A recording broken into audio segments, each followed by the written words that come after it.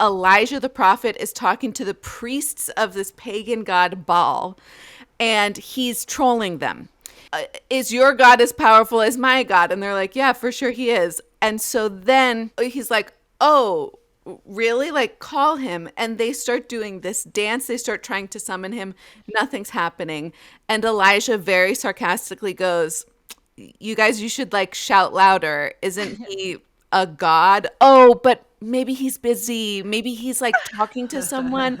Oh, is he like held up? Oh, is he traveling?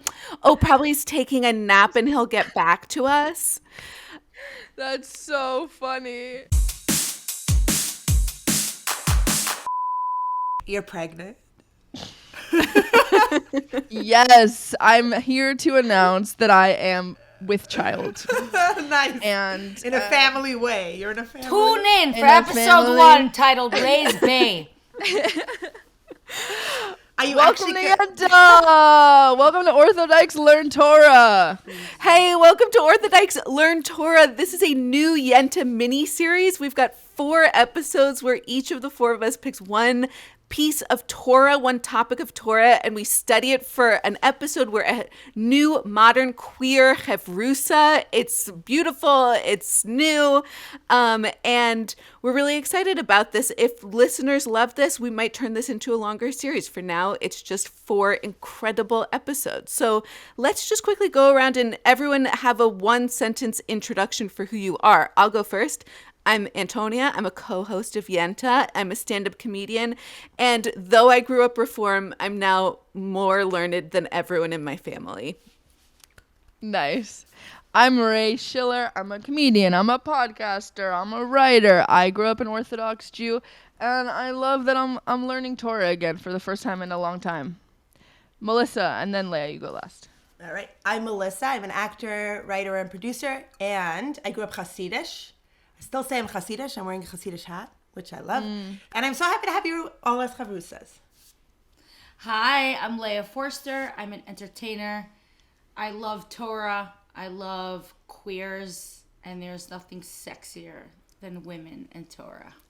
Yes. Yes. So before we get into the studying today, we just wanted to give one quick plug to our listeners. The Yenta podcast is launching a nationwide Jewish matchmaking experiment. Yes. We are soliciting submissions. If you are a single Jew or Jew-ish anywhere in the country, you are invited to apply. We'll be hand selecting matches. And on our Patreon, there will be an exclusive podcast series of us making those matches. Anyone can apply, not just Patreon listeners, but you'll only be able to see the episodes on our Patreon. By submitting, you're just agreeing to the possibility of us giving your email to someone we think you should date. And it's all anonymous. It's all anonymous. You'll be anonymized. But we know you just want to find love. We know you're out there and you're horny. You're a horny little Jewish queer, or you're a horny little Jewish straight, or you're straight adjacent. And or straight adjacent to find adjacent. a lifelong partner, or you want to find someone to build a Jewish home with. And there might be former Yenta guests that are part of the Jewish matchmaking submission process. So this is, you guys are, we're not just talking Yenta, this is Shatchen. Like, yes, we're matchmaker, Yenta matchmaker, make Shatchen. me a match. Okay. Yes. I love this. Okay. Go to our, the link will be in the show notes, and also it's on our Instagram and TikTok and our link tree. Yep. Okay, what is the topic for what we're learning today? Okay, so I picked the topic this week, and last week we were talking about non-binary in the Torah, which was very on the nose for us as a queer Jewish podcast. So this week, I thought it would be fun for us to go outside our queer bubble, diversify and look at comedy of the Torah. Ooh, there's comedy in the Torah? What the heck, you guys? I thought it was a really serious, sad, mean book. Whoa. Not so. We'll get into more discussions on, why is there comedy in the Torah? What's the purpose of looking for comedy in the Torah? But I just wanted to start off by sharing 3 of my favorite jokes from the Torah. And I haven't shared these 3 with you because I wanted them to be fresh. Nice. So you want to share your screen? I'm going to share my screen. Oh, great. And I'm going to start here with this passage from Kings, First Kings. So the setting is Elijah the prophet is talking to the priests of this pagan god Baal, and he's trolling them. And he's like, is your God as powerful as my God? And they're like, yeah, for sure he is. And so then he says, he's like, oh, really? Like, call him. And they start doing this dance. They start trying to summon him. Nothing's happening. And Elijah very sarcastically goes, you guys, you should like shout louder. Isn't he a god? Oh, but maybe he's busy. Maybe he's like talking to someone. Oh, is he like held up? Oh, is he traveling? Oh, probably he's taking a nap and he'll get back to us. That's so funny. Isn't that a good one? That's great, Elijah. Good Jewish sarcasm from the source. From the source. We love Jewish sarcasm. Speaking of more Jewish sarcasm, this is really snarky. So this is Numbers. The Jewish people are kvetching to Moses. They've been walking through the desert for a long time. They're exhausted. They hate it there. Moses keeps insisting that they're supposed to be there. Oh, wait, I'm sharing the wrong one. Hold on. Let me Like share a the true correct- Jew. Yeah. The complaining. Oh, wait, I shared the wrong source. So, no, actually, not Numbers, from Exodus, Okay. obviously. So the Israelites are fleeing. They see the Egyptians advancing upon them. They're like, I think this is a terrible idea. And they're kvetching to Moses. So what? Why'd you bring us to Egypt? Was it because there weren't enough? Why'd you bring us out of Egypt? Was it because there weren't enough graves in Egypt? You want us to die out here in the wilderness? I think that's pretty good. That is. That's pretty and also good that's sarcasm. classic Jewish kvetch. Classic kvetch. Oh, we couldn't die in Egypt. We have to die here. It's better to die here. I love that. Wasn't enough? You should have just killed me to begin with. And then the last one that I wanted to share is this one from Numbers. As we know, all of this was theoretically written down by Moses. And so Moses is talking about, classic Moses stuff. And he includes this one line. Now, Moses himself was very humble, more so than any other being on earth. Anyway, back to the story. No, but there's all these mafarshim about that line of like why Moshe said that. What is mafarshim? Mafarshim, like explanations, like if Moshe wrote it, how could Moshe have said he's the most humble man? And that's how you know that God wrote it. Am I right, guys? That feels like an some argument mafarshim. from Moses. What? Give us some of the mefarshim. So what are they? One, God, okay, that God wrote it. But there's more. There's more debates and conversations about it. So give us some. I don't Any? remember. You know? Okay. What about you? I don't. Yeah.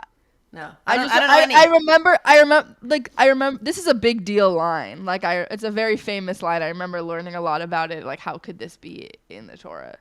But I don't remember Okay. all that. I mean, Listener, if you write just in. Listener, sit write in. What do we not know here? Yes. I was just saying, if you scroll Instagram and you see how everybody posts their own humble comments, I always find that fascinating. Like, Yeah. where they sort of praise themselves, they repost other people's positive comments about themselves. Yeah. Like, I like when people post stuff and then say we really want privacy. Like, I think that's really good. yeah. We're getting divorced because he cheated on me with my cousin. Please give us privacy at this Our time. privacy. The last thing I am doing, Simon, is respecting your privacy. I'm gonna dig so deep. Ray, I like and the best part is then they come back with chapter 5. There's a whole new person in their life, and they just like left out this big chunk Right. where I was like, wait a minute, we were in love with this other person. What happened here? Please don't ask. It's respect Yeah, our please privacy. don't Yeah. ask in Yeah. respect of my new relationship. Yeah. You and the new relationship could kiss my tuchus. So Moses is the original influencer. Moses, Yes. And Ray, I like your question because I feel like with every I brought in this a long list of things that I consider jokes in both Yeah. the Torah and the Talmud. And I feel like there's going to be a lot of debate for this whole hour of like, are these jokes? If it reads funny to me, did it read funny to the people who were writing it? Like, Right. is that important? This is serious stuff. This isn't I to a think- lot of people. You know what I mean? I think there's another part to it, though. Can I say? I think that. Well, I will say. Okay. I think I'm like, Exactly. can I You can't say? say I it, you will. should say. I will say. There's also some things that get lost in translation. So I think that there's something interesting in reading the English of it when it's written. So I wonder if people would read it differently and translate it a little slightly different. So maybe they might not read it as that funny. So that's an interesting thing too. And I'm sure that you guys, all of you actually, as comedians, have to deal with when you're different audiences and how you say something probably has humor. It falls differently. It hits differently in different audiences and context. cultures and Yeah, different contexts. yeah. So that I find interesting here. I That's a was great thinking the same comparison. thing, especially with like the fact that I didn't read the exact text of any of these passages just now. Yeah. But you made it funnier I in the way that you paraphrased to talk. make it funnier because Yeah. it's like every medium has to have a different delivery. But when I read them for the first time in written word, I found them funny because like written jokes are delivered different than oral jokes are delivered. Oh, like the written And- Torah and the oral Torah. So Telling Ate you, Ray, Rava. such a non-binary mind you have. So those were the three jokes I wanted to start out with. And then I sent you all a really long source sheet of jokes of the Talmud, which we can pull up. And I was curious to know if any of you had any favorite jokes from that before I get Yes. into it. I There was think one the that you first said one. about. Oh, okay. But what were you gonna say? I was gonna say the Sarah joke that you put there was really good. I like that one. Which one? I think that was on my text. Yeah, that was the text? I think the ones that I shared. Yeah. Oh, well, I love that one. Yeah, right. The Sarah with Sarah Sarah's laughing and saying, "I'm not laughing." To God. That was a good one. Yeah. Why don't you share that one right now? Well, we got to pull it up, and I don't have the Well, screen. no, Can you pull up what or should I just read it? No, I think Antonio, you do your sources first, and then we'll Great. go around and we'll each do our Okay. sources. Okay, great. So I'm learning how to format one of these Safarias, so it's a little clunky. But I started with this joke because this to me feels like it's like almost a meme at this point, but between people who've like learned Talmud. I feel like of all of the like the old textual Jewish jokes I hear, this is the one I hear like actually literally quoted in real life. And it's the story of Rav Kahana not Rav Kahana. Yeah, Rav Kahana, who's a student of Rav, I forget. He's a student of some big Rav, I Rav. think. Yeah, Rav, which is crazy to me that that's a name. A Just real Rav. rabbi, people that are tuning in. Real rabbi with like real smicha. Wink, wink. yeah. Zoom in. Lesbian tea. Da da da da da. What?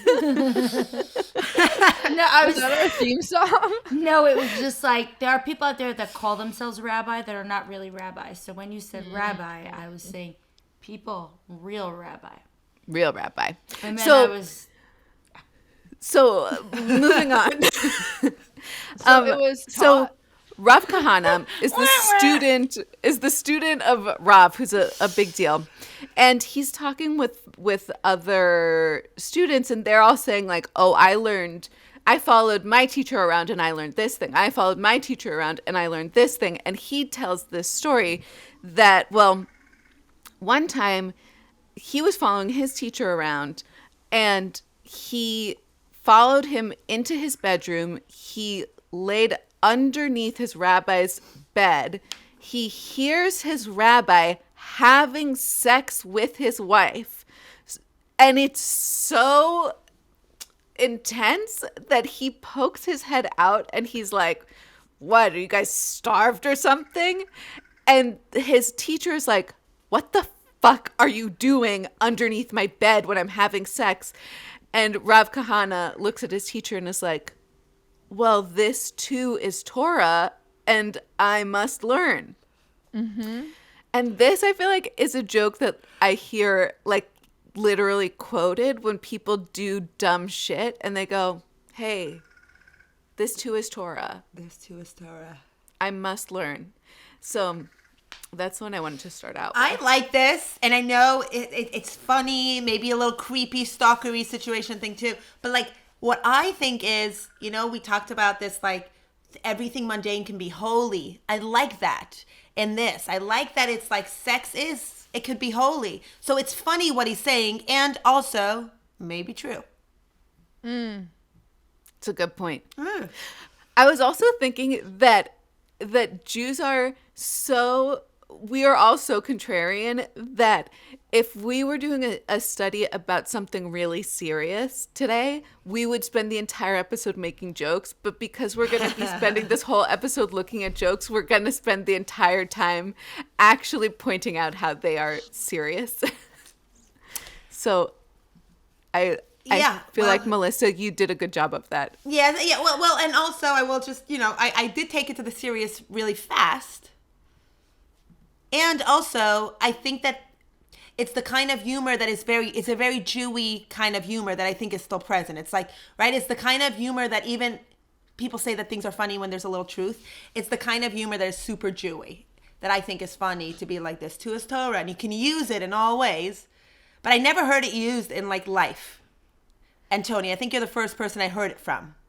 I was just like, this is awesome. it in like, what's the Hebrew for it? That's what I've been trying to find. Oh, I'm wondering if I've heard people say the Hebrew. My Hebrew citation is really shitty up here, so you might have to scroll through it. It doesn't necessarily end at the right spot. Right, that's what I was. So where's Torah? Okay, that's fine. We'll figure it out. Listener, write in. Yeah, write in. Let us know what the Hebrew is. But I love it. I'm gonna start using this in my daily life. Whenever she doesn't know, whenever they don't know the answer to something, it's listener, write in. Write in. Help us. That's a very corporate attitude. We're quick to be like, we don't know. Well, we'll get back to you. We'll circle back on this. Yeah. In 48 hours. I also like, Ray, that where's the citation? I mean, can I see it for myself? I like the yeshiva bacher energy of like, wait, I hear you, and also where. And also I need the source. I really need the source. Yes. Yeah. The next source that I wanted to give is this one from Shabbat 30b, and it just talks about a great teacher, Rabbah, who just points out that every time he was teaching halacha, he would start with something funny. And everyone would perk up, and then he would sit down terrified and start teaching halacha, which I just think is like, they put this in on purpose. They were like, start with a joke. It's good. It'll warm the crowd up, and then you can get into the serious stuff.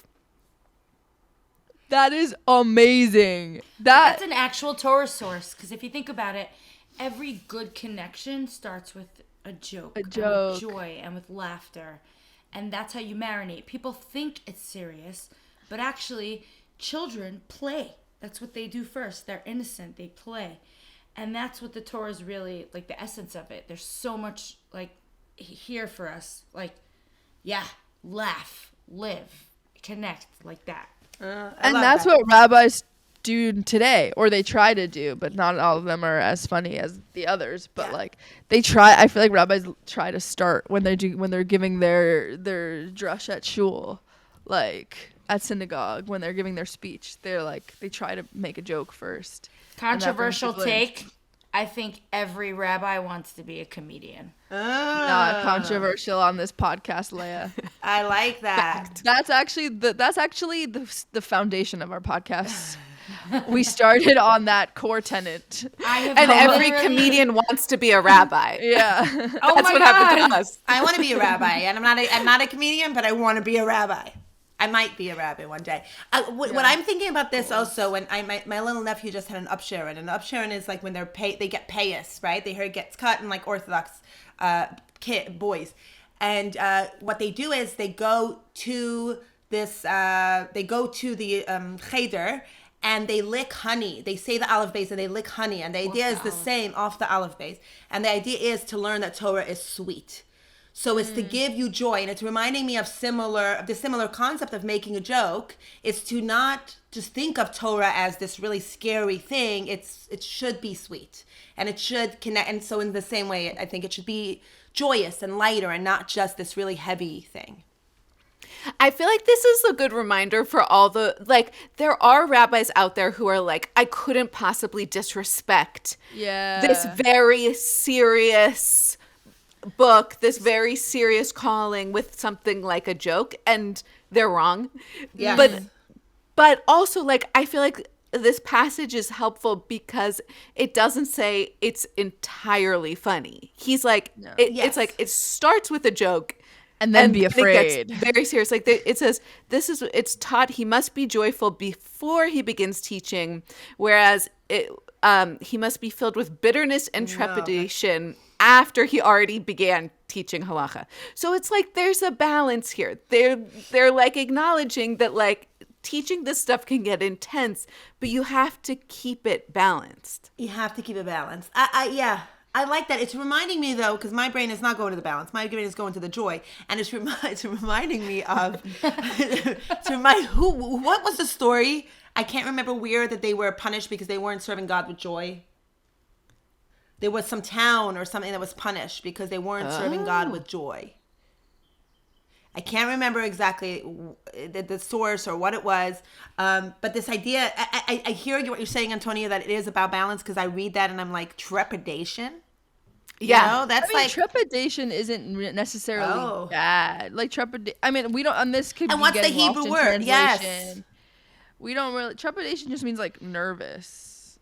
Like... Anticipation. Worry. It's not like bad. And also fear, even if it's fear, it doesn't have to be a bad fear. a bad interesting. thing. Right. But I hear you, Melissa, like, I feel like a lot of Jewish spaces I'm in lean heavy on the seriousness, the fear, the solemnity. And they're the ones like who need solemnity. Solemnity. Like solemn. Yeah. Yes, solemnity.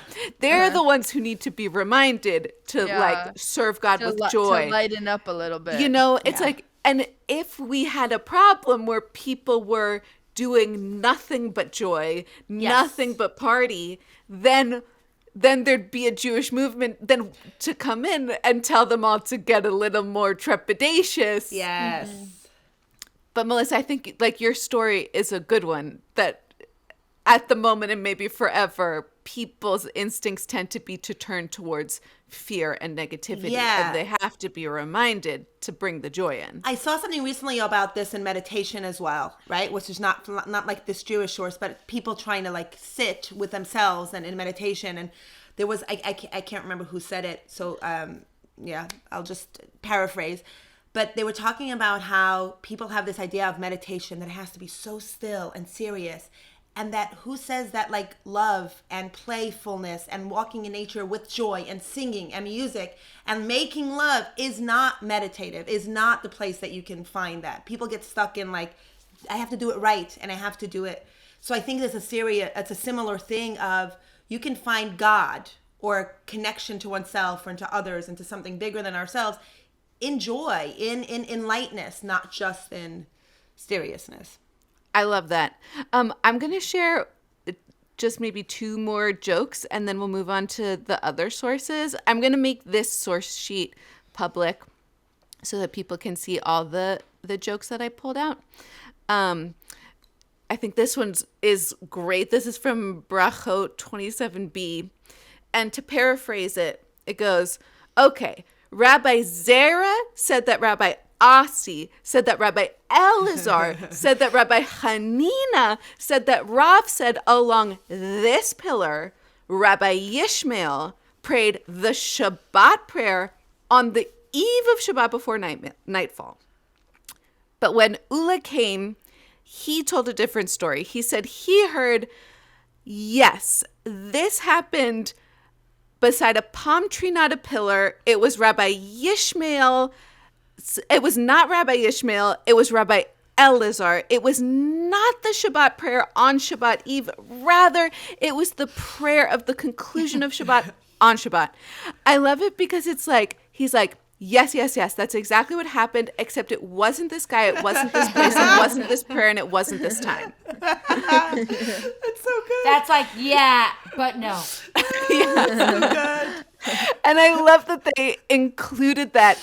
I was talking to a rabbi about this, and he was saying that he thought this was an excellent, he loved this inclusion in the Talmud because it's questioning the validity of everything in here. They're like, this is reported, this is exactly what it is, it relates a lot to the thing that comes before it, and then someone shows up and is like, that's all wrong.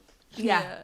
It's right, except it's wrong. It's completely correct, except it's all wrong in this and this. Like, I like also how this joke starts, right? It's like telephone. It's broken telephone. So Rabbi Zera said about this person, and this person, and this person, and this is. So there's so much room for error here. There's no way anything could get lost in translation with all of those people. It has to be right. And like, this is like an inside look into how all of this was written down.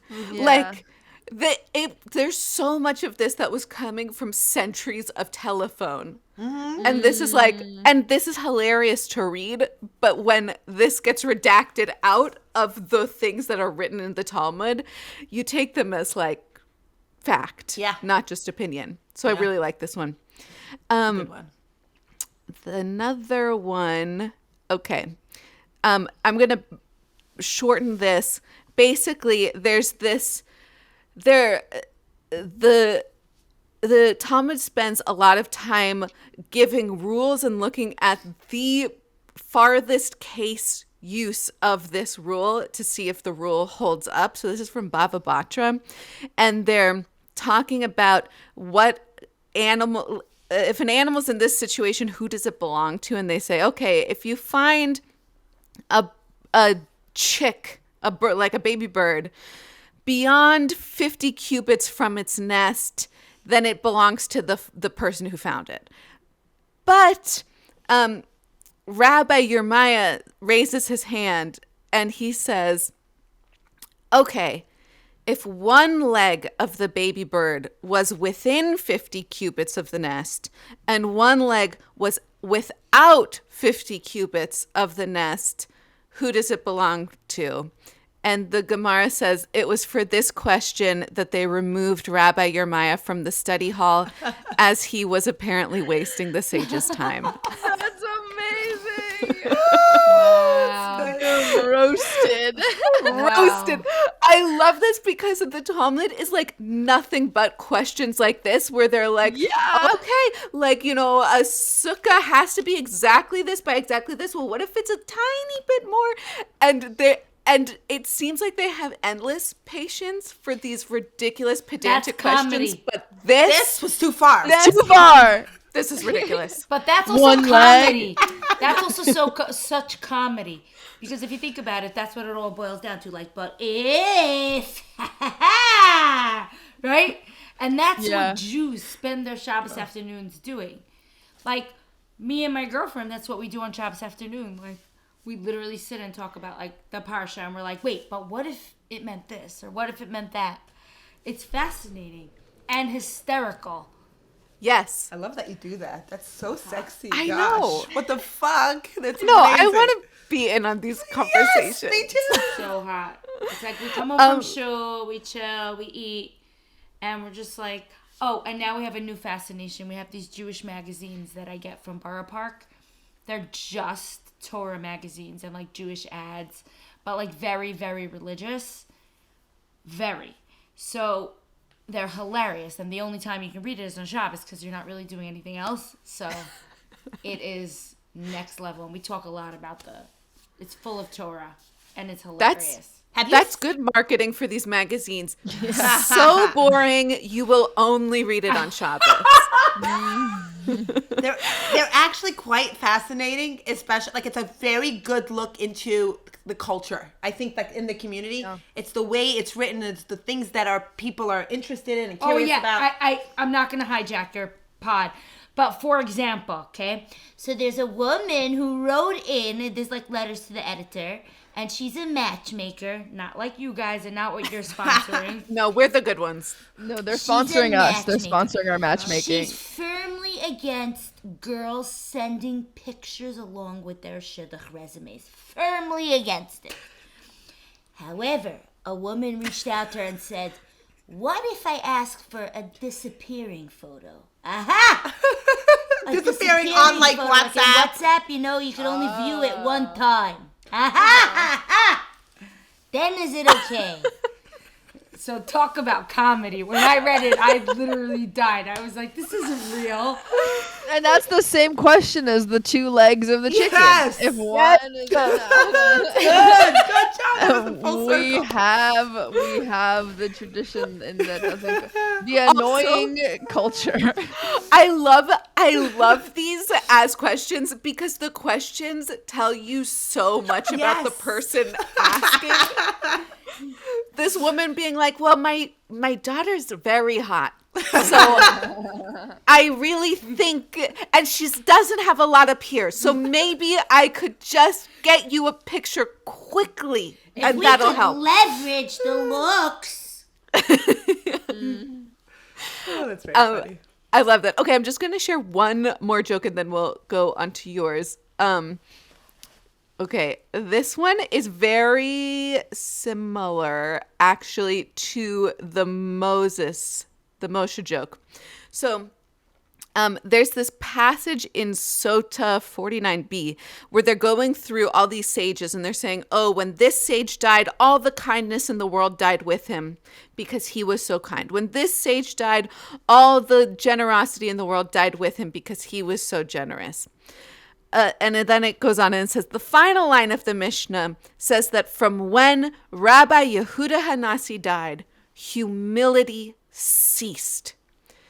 Rev Yosef said to the Tana who reviewed the Mishnah, don't teach that all humility ceased, because there's still one person who's humble.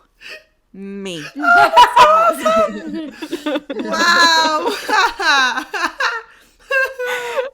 And I love this. Like, wow. I read this passage. A lot of these jokes I compiled from people who sent them to me because I sort of solicited from people I knew and was like, do you know of any jokes in the Talmud? This one I stumbled upon and I read it and I was like, this is hilarious to me as a modern reader. Yeah. But then I was running it by a rabbi and he was like, I don't think this was meant to be funny. I think this guy was genuinely serious. But that makes it even more funny. Yes. Yeah, if he actually was serious about it. But maybe the Torah is just a lot more simple than we think it is. And he was like, wait, we can eradicate all humility. Like, I'm still here. Look, I'm still here. Look. I mean, I think this is... Okay, we can like, people still make this joke all the time. Like, this is just a tried and true bit. Right, yes, I'm so humble. Yeah. Yes, true. exactly. Like, nobody's like me. I mean, not We to can- be, but... I'm the most humble. Exactly. We can get deeper on this since, like, I can make it serious. We can make it deeper. So this is the thing. Do it. Okay. We know Melissa's going to make it deeper. If we all have, right? If we're all a part of God and we all have all of these things within us, he can be using himself as an example of, hey, I'm still alive. So that means that I embody this. It doesn't mean that I'm the only one embodying it. It can be like all of us as human beings have that attribute in us and we can tap into that. So don't say that just because one person died, everything died with him. We're still all human and we all have these attributes. So it could be read that way, maybe. Yeah. Yeah. But wouldn't it You don't that seem then very he enthused or convinced. He would but have we're trying. all the qualities. Yeah, I'm like, ugh, that reading's boring. It could be more boring, yes. But it could also be, maybe I'm reaching. But there may be something there. But I love your question, Very Antonia. Like, Chassidic. how Very much Chassidic. did they you. intend for these to be jokes? Yeah. Like, which ones of these do we just think are funny? But I think some of them are clearly meant to be jokes. Like, I wonder. I think the first one of the Torah sources that you brought, I think, who was it? Elijah. The Elijah joke. Oh yeah. The Elijah joke? Is your God busy? Yeah, That's is a he joke. sleeping? He had like a nap. Oh, And we'll wait for him to wake up. Yeah. Let me share that one again because I actually think you're so right that even says Yes. it's from Kings, I think. Yeah, it literally says when noon came, Elijah mocked them. Yeah. So Right. it says for sure he is joking. But it's interesting because a mock doesn't necessarily mean a joke. You know, like I mean, I don't know the Hebrew word, but I could see this being taught in a class in like a high school Navi. Yep. What's the word for Navi? Prophets Prophet, class. Yes. And the teacher teaching this very seriously. Like he was just being mean, not mean, but like Yeah. Yeah, he was like mocking. serious, you know. But like it also is hilarious. Is mocking roasting? Yeah. Like in that way, can it be comedic, or is mocking mean? No, well, it's a great question, but I think the word mock originally, to mock someone, was a version of imitating them, like faking it. Mock, like a right? mock wedding. Like yeah. a mock wedding, Yeah, right? yeah, yeah, yeah. And because You of remember that, so when we were exactly, kids, a we would make mock wedding. weddings. Yeah. I forgot about those. Mock weddings, for those of you tuning in, were fake weddings that we would make because we were like in camp or whatever. But how strange it was in an all Because we were girls- trained to get married. Yes, that was our training. That was fun for us. But in an old girls camp, we all played all the roles. Yeah. Like, so what do you want from me if you're gonna make me play the chassan? Like, what do Yeah. you Me want too. from me? I have pictures with a Strymol as a little kid with like payas. Bro, I was the you're chassan. literally being like, and you're handing me a woman lover, and you're usually picking the prettiest girl in the bunk. What do you want from me, Camp Yichon Beis Yaakov? And in my Reform upbringing, we had mock gay pagan poly commitment ceremonies. No. I'm so triggered. What even is that? Okay. Hot. Yeah, actually, we had mock gay divorces. That's what we did in Reform Hebrew school. So progressive of you. Yeah, it was so progressive. You guys are so good. Do Should any we of go to us? other sources? Yeah, I think that would be great. I have a kind of darker source, but this is what came to mind when we were talking about this topic, Hell which was yeah. when I was reading. Just some backstory on this is like, I ironically never really grew up with sense of humor as a value. Like I always loved comedy. Like we loved comedy in our home, but it was never like, be funny and things will be good. Like it was never. Did you guys all grow up like that? Like be funny and things will be good. Like- I don't know. Is that a thing? Like funny, like who could make the best joke and like use humor to. Yeah. I did. I never. I You was did. always wasn't that my way, family. absolutely. My dad, Yeah. My like family was very humorous, very funny, and we were always about laughter and jokes. Like Chassidic. yeah, it's a Chassidic energy is a lot about like making light of things. My dad would his feelings, he would make a joke. Yeah, and we had Right? simchas. Everything Wait, was say every you night. kind of cut out. Like my dad, instead of talking about his like, if you'd ask him Feel it. about his Oh. feelings, he'd make a joke about it. So like, he would all- use humor to deflect. always. So like the jokes would always be, you know, and then these little funny Jewish things of like, oh, was I hungry? Was I hungry? You know, like right after eating, it was like, oh, was I hungry? It was always like silly, like at the end Right. of. So it was a way of. It's a very Chassidish kind of silly. They're opportunists. So where there's lack, they double down on, you know, something. So when there's like a uncomfortable moment, they'll double down on fun and humor. I grew up, everything was joking, lots of jokes, lots of good spirited. Yeah, it was big in my house. Okay, well, it wasn't in my house, so like as I've started becoming a stand-up and like doing more comedy, like it's become, you know, obviously a bigger value, and I've recognized how life-saving it could be for a lot of like really dark, hard issues. And then I was reading Man's Search for Meaning by Viktor Frankl. Have you all read that? No. Is it our Do you know the- connection do you know that's the- weak? No. Yeah, you kind of are keep cutting out. Okay. Sorry. Keep going. Can you hear us? So Man's Search for Meaning, I would say like probably number 2 most famous Holocaust book Yes, after Anne I Frank. have. Yeah. And he talks about how like as he's working in Auschwitz, how having a sense of humor helped Working in save Auschwitz. life. Oh, working hard labor. You mean? Okay. Yeah. Yes, so being a slave in Auschwitz. Yeah, okay. You know. So I just wanted to read some quotes from that. Wow, that's what you meant by Holocaust joke. Okay. Yes, it's not a Holocaust joke. That makes It's so much just- sense. They say that yeah. with about Jewish people. They say that about people, black people, that they have like the culture because of pain. Oftentimes they turn to humor. Yes. Okay. So I'm going to share some of my favorite ones. I wrote these down in my journal, but then I just found them here. Okay. The attempt to develop a sense of humor and to see things in a humorous light is some kind of a trick learned while mastering the art of living. Yet it is possible to practice the art of living even in a concentration camp, although suffering is omnipresent. And he has like a lot of... Well, first, what do you all think about what I'm sharing? Any thoughts? I love that that's where you went. I think it's amazing. I went to the Holocaust. I love that that's where you went. I think that's really it's so Jewish. It's so good. It's so good. I think it's fascinating. Yeah. I think it's fascinating. It's also such a... It's also super in line with like the oppression theme that we have going on. So there's that. Which oppression thing? The general. That Oh, the Jews world. just have going on forever. Yeah. Yeah.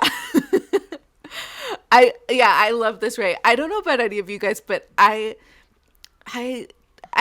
never want to admit it, but I do constantly have a thought experiment going on in my head of what would I have been like during the Holocaust? Yeah. Oh, I know. No, first of all, I was like, I had that thought experiment going when I was like 7. Yeah. Like that was, I was raised with that thought experiment, and I'm pretty sure I would have rolled. I wouldn't have been like a big fighter. I'll say that. Yeah. I mean, who the fuck knows? I would have What's been your- making a lot of jokes. Yeah, my- exactly. Yeah, I would have been. Like, this is so funny. Yeah, I would have been so disrespectful about everything. I think what's so cool is that even in it's a weird word to use for this in this context, but is that even in times of, specifically, I think in times of real severe trauma and struggle, and is people trying to hold on to their humanity, and what it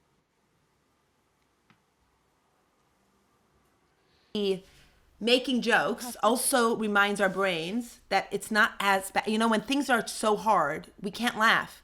And there's something that it does. It's a survival mechanism, perhaps. Maybe our listeners know more about this. But like that, I think that we want to be like, we're still human. We're still human. We're not just trauma. We're not just victims. We're not just like, and there's a part of our brains that maybe if for a moment can be like, if I make a joke, I can trick myself into like, maybe I'm okay. Maybe a part of something is okay.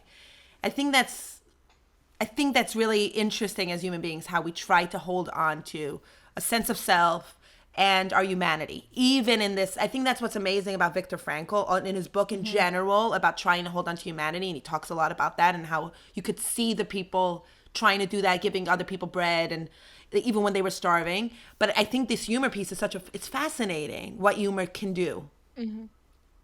And it seems like it's a deep need of us as human beings, as a species, that we need humor.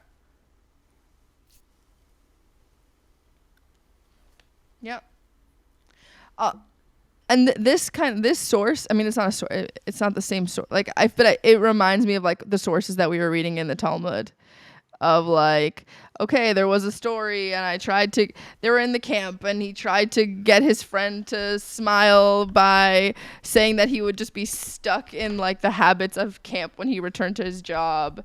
And he would say I guess the Nazi was like, tried to get them to work faster by saying action, action. And he's like, one day you'll be back in the operating room, because his job was a surgeon, and he'll be performing a big operation, and then he'll say action, action. Like, it's like such dark humor. Amazing. But yeah, like it's holy, and Wow. I love the and it does kind of remind me of the sources that you brought in a different way. And Antonia, it's exactly like what you said you would be doing, is making jokes, making terrible jokes. And it would be like, yeah, he's kind of doing that. And there's a moment of levity in that, and also a moment of hope. And maybe that's what it is. Does humor give people hope? Yeah. Does comedy give people hope?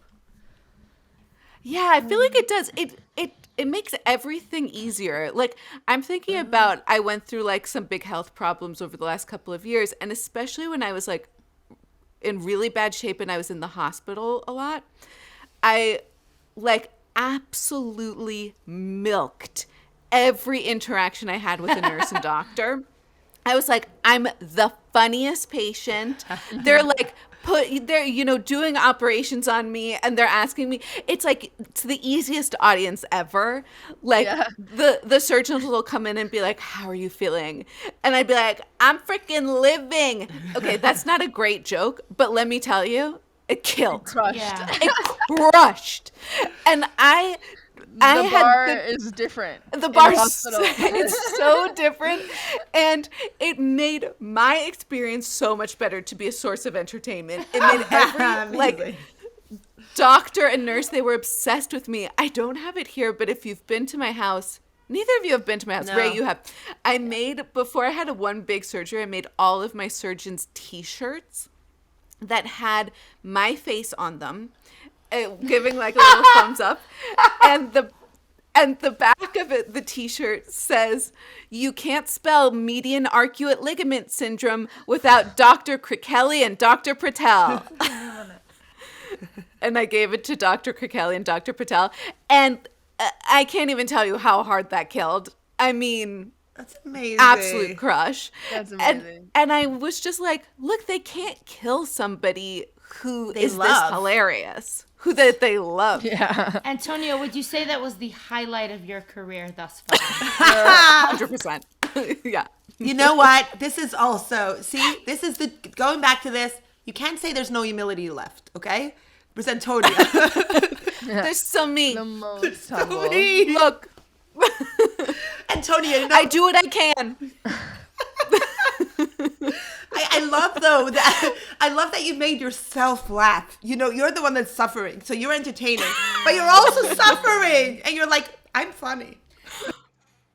I'm hilarious. Yeah, it's I mean, and you focus on providing laughter for the community. How debonair, how heroic. A hero. I'm here to serve. I'm here to serve. Yeah. What can I say? Should we move to Melissa and Leah's sources? Okay. Yes. So, I sent a few, right? We'll do the one that you like. So this is from Genesis, and Sarah gets called out by God for lying, right? So she hears she's going to have a baby at 90 years old, and she laughs to herself. And then God says, you laughed. And she says, I didn't laugh. And he says, oh, you definitely laughed. So this is like, imagine getting caught by God, you know, and it's written in the Torah for everyone, for always, to be like, you lied. But I love that she tried to lie, to hide. I didn't laugh. I would do the Gaslighting exact 101. same thing. So if you think about just being like the imahos out here, the first thing I do when someone says, did you do something, is no, I didn't do it. That's my immediate response.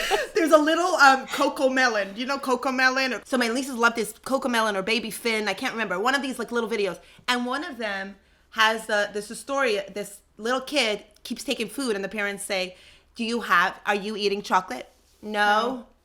And then he opens his mouth and there's chocolate. And then they goes to the next one. He's hiding under the bed and he's taking something else. And the parent's like, do you have this? No. So this is Sarah at 90.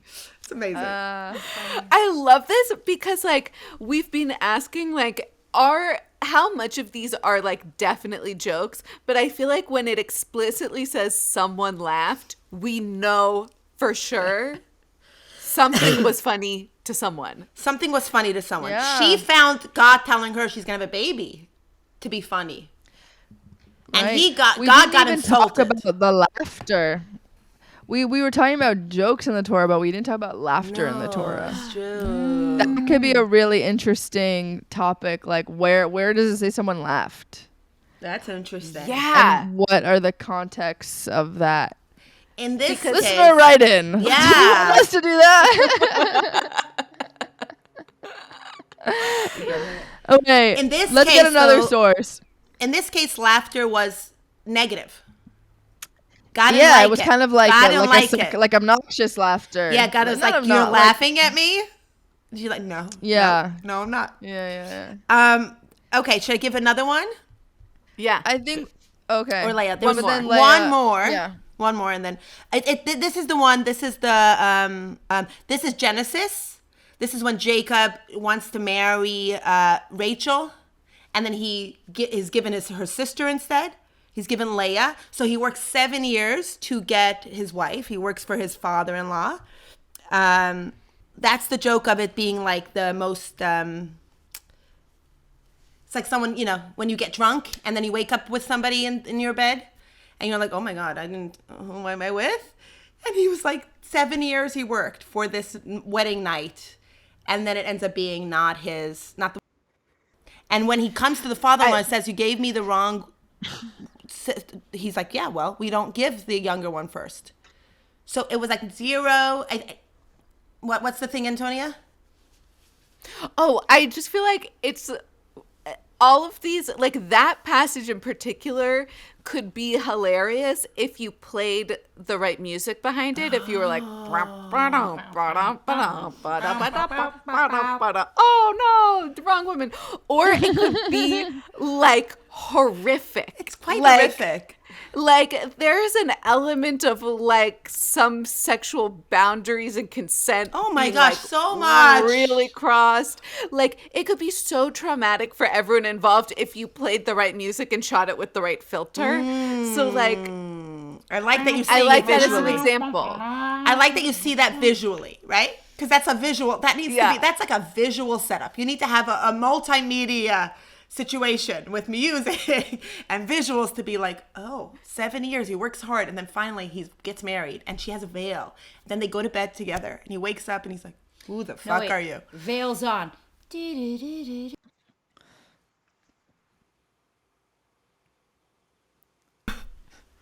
Back to love and I go. Okay, perfect transition. What's your source? Yeah. So I have 2 easy sources. I sent them both to you guys. The first one is a super easy chazal that I heard a long time ago, which is Ein hashchina shruya ela mitoch simcha, which means the Shechina cannot rest until you are amongst joy. Oh. Very simple, very basic. It's a very Chassidic concept. We grew up with Ein hashchina shruya ela mitoch simcha, mitoch simcha. Do you know that one? I know the Ein hashchina shruya ela mitoch simcha. So we grew up with that. That was like our basis. And then, of course, the other famous chazal, which is mitzvah gedola lios besimcha. Very simple. Mitzvah gedola lios besimcha, lios besimcha tamid. Which is very simple, which is, it is actually a mitzvah to be a joyous person. So for me, it's simple. It's harder for me to keep certain mitzvos. But a mitzvah that's really easy for me to keep is be joyous. Simple. Very simple. Simple. And it's a What a great beautiful mitzvah. wrap. A great mitzvah. Mitzvah Gedola is like it's a great mitzvah. It's not just a mitzvah. The specificity is that it's a great mitzvah. Oh my gosh, I learned 2 such good words today. Specificity and then your amazing word. Solemnity. Solemnity.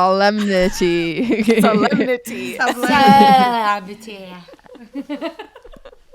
It's just a more confusing way to say solemn.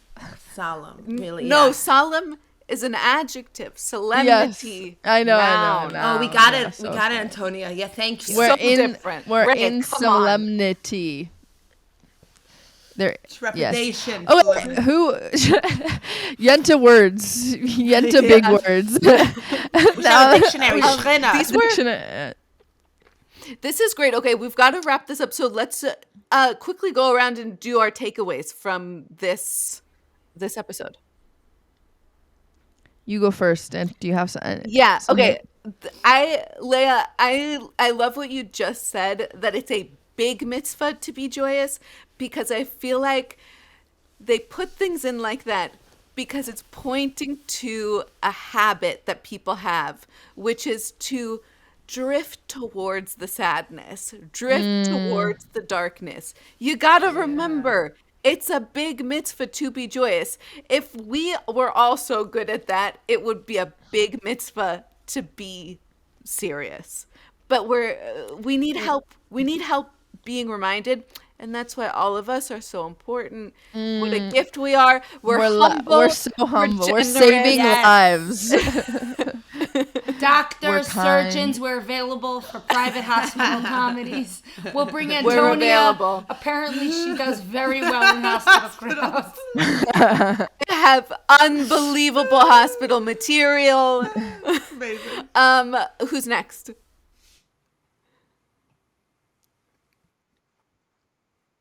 We Yeah, keep one cutting in and takeaway out. from the Yeah. episode. The takeaway from the episode. You know, like, I really like the sources that you were saying, and then I really like I love that it can be found in so many different ways. I love that you bought Viktor Frankl. Eliyahu? Viktor Frankl. No, I thought Ellie was Viktor out. Frankl. I was getting caught up in my head. I love that you brought up an example of someone that used Torah values in horrific situations. And I love that there's like, you can when you think of Torah, right? You're like, let's bring Torah sources. I would never think to bring a Holocaust thing. I love that. And I wouldn't have thought to bought Mitzvah Gedola. I wouldn't have thought to bring these references. right. And when I think about those things and how much people use them in their lives, like, I love it. I love that we can use Torah in that way. So I love that the sources are there in, like, you know, from like years ago who wrote it, or Moshe or God or whatever. And also there are tangible ways to be using comedy. Like, how fucking awesome is that? I loved all your sources that you brought in, Antonia. I never knew there was so much humor in. I never knew how much. Like, I've heard Mitzvah Gedol Liot B'Simcha, but there's something different about saying, like, oh, you should say a joke before you start teaching Torah. Like, that, I think, is so cool to see in the Talmud. And I'm going to start using it. Not that I'm, like, teaching Torah often, but next time I do, I'm going to say a joke. And I'm going to say it's written in the Torah that I'm supposed to say a joke. Yeah. Before I see teacher, you know what it's like? It's like you should say, you know how you say the blessing over the blessing over Torah learning, which we should consider doing for the pod. Should say it. Yes. Maybe that So you should be say our the- theme song. I love that. You know how, like, That's a great idea. what's her name on the toast? She just had people submit their theme songs. Good morning, everyone. It's the toast. We should have one for our Torah That's amazing. Orthodykes podcast, I and we love should that. get people to submit theme songs. Yes. Please submit theme songs. Yes. Because we don't want to write our own theme song. Writers, And we're so submit. humble about it. Listeners, write in. Listeners. Yeah, I think we should start with the bracha and then a joke. I love I that. love that. We can have Torah. I mean, we don't need to because we're already funny and fun, but just in general. Okay, Leah, what do you got? Torah. My takeaway from today is that I fell more in love with Torah, so thank you. And extra shout out to Antonia, because it takes a lot of work to put together the sources and prep. And I love Torah even more. I cannot believe how lucky I am that I get to sit and talk with like cool, talented, successful Jews and talk about comedy in the Torah. That's mind-blowing. Thank you. It is. Yeah. Thank you. I know. You guys are all so amazing. We're going to post all of these sources. My source sheet has a lot more jokes that we didn't cover, so you should check those out. I'm going to do a quick plug for the Patreon, and then we're going to tease next week's episode. So just a reminder, if you've made it this far through the episode, you love us. So sign up for our Patreon, patreon.com/Yenta. You know that there's a big matchmaking experiment happening. If you're single, sign up for that. And next, Or if you're poly and open. Or if you're poly and open, if you're looking for someone to be matched with, sign up. And then next Orthodykes episode, which won't happen next week, but will happen the following week, is going to be led by Leah. So Leah, tell us what it's about. So I'll be doing the topic of sex in the Torah. I know that's a surprising one for me. But the closer that I get to Torah and Judaism, the closer the healthier my relationship with sex becomes. Oh. So I cannot wait for That's this. amazing. I'm going to bring some freaky sources. Freaky sources. Yes. It's all Torah. are we going to be charging for this episode? Oh. Yes. Oh, this is We amazing. should Oh my consider God. it. And then at the end of the episode, you get to share for 60 seconds your most godly experience, your most godly sexual experience. Oh my God. I love that. I'm very excited about this. Okay, great. Can I say one Amazing. thing? You, everyone. One thing is Yeah. that Purim, we didn't tap into that, but Purim is coming up, and Purim is all about joy and happiness. Yes. Anyway, so Freilichen Purim or Purim Sameach Freilichen to our Purim. listeners. Happy Purim. Purim. Misha, Nechmas Adar, Marbe, Bezemcha. Misha, Nechmas Adar, Marbe, Bezemcha. Oh, Misha, Nechmas Adar. Oh, Marbe, Bezemcha. Oh, Misha, Nechmas Adar. Marbe, Bezemcha. Ow! Beautiful. Perfect.